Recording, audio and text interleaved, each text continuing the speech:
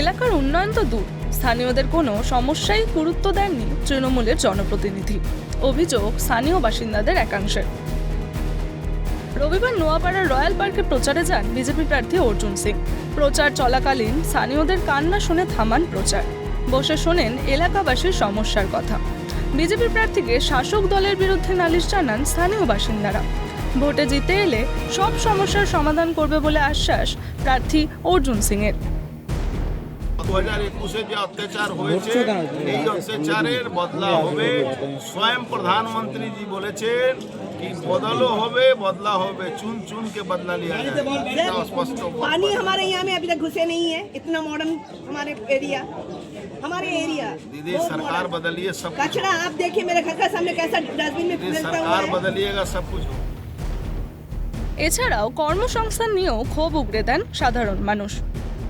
LDC গেলেই খালি বলে সরকারের কাছে টাকা নেই, আপনাদের কত তথ্য দেওয়া যাবে না, খালি চটির পর চটি খালি ঘেসে যাচ্ছে। পুলিশ ভেরিফিকেশন ফাইল পুরো ওকে, চাকরি নেই।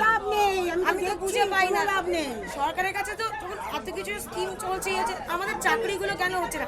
আমার মা পেনশন হোল্ডার, আমার বাবা পুলিশে চাকরি করতো, লাস্টলি বেলুর জিআরপি থানার ওসি ছিল, সে পেনশন হোল্ডার।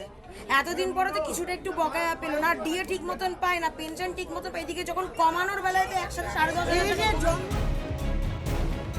এ বিষয়ে মোহনপুরের পঞ্চায়েত প্রধান নির্মল কর বলেন, তিনি প্রায়ই ওই এলাকায় যান, তবে তাকে এ বিষয়ে কোনোদিন জানানো হয়নি।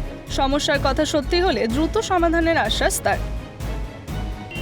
রয়্যাল পার্ক থেকে কোনো ব্যক্তি, আমি রয়্যাল পার্কে যে কোনো অনুষ্ঠান হলে ওদের ওয়েলফেয়ার সোসাইটি আমাদের ডাকে এবং আমি প্রত্যেকটা এতে যাই এবং ও যায়। কেউ কোনোদিন আমার কাছে একটা অভিযোগও মুখে বলেনি যে নির্মলদা ফোন করে যে আমাকে এই প্রবলেম করছে।